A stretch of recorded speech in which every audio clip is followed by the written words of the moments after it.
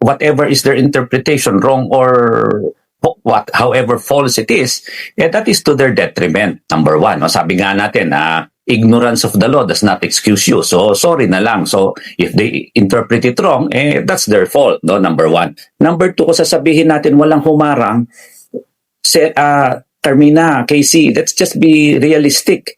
Those are people of the Senate. I mean, Senate staff.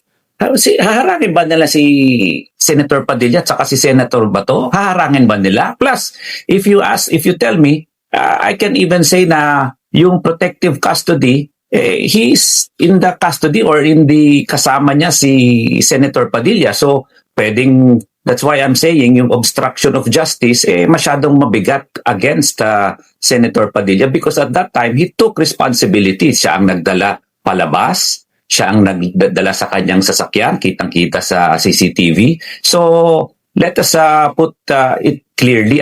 Kung hindi naman siya tatakas, ang tanong ko, what do they mean by protective custody kung wala naman palang fear o wala naman palang, sa tingin nila, wala naman palang valid warrant? So, bakit nila linalagay into custody? Number one. Number two, bakit sila aalis ng 2:30 in the morning? If they really want to leave, di umalis na lang sila ng regular time, just like any other senator. So, klaro naman po yun na, kumbaga, it was surreptitiously and maliciously, kumbaga, escaped at 2:30. Even the wife of Senator Bato gave her apologies and even termed it as the escape of her husband.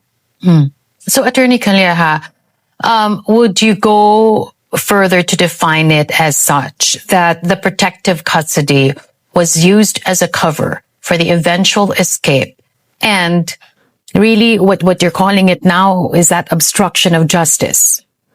Yes, Carmina, I do agree. And I would, as I said, no, when they said that there was a protective custody, even I was looking at the Senate records, rules, wala naman nakalagay doon. But as I said, whatever animal that is, it means that they are under his obligation. It is under the responsibility and obligation of the Senate. Ngayon, ilalabas ba nila ng Senado si Senator De La Rosa because it is under their custody? So, pag tinanong ko yung mga senator or si Senate President Cayetano, where is De La Rosa? He is under your custody. Pag sinabi mong hindi mo alam, then you are part of it. And Senator Padilla is also part of it. He played a big part in aiding the escape of Senator De La Rosa. Plus, sabi nga niya, hindi niya alam kung nasaan. So, how can they say na they have responsibility from the start tapos nawala na lang? They just let it that way? They cannot say na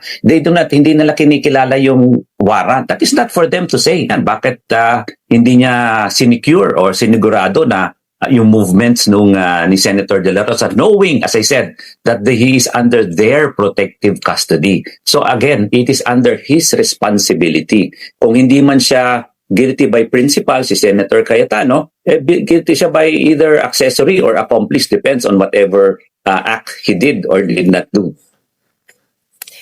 But how do we get from there, your theory and what you believe happened, to actually holding them to account?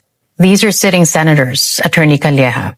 Yeah, but we can file a case. The DOJ, I think, should file a case, or I would think the ombudsman, because they are public officials, they should file a case against the senators mentioned and maybe other individuals that may be part of those who aided and helped in the escape of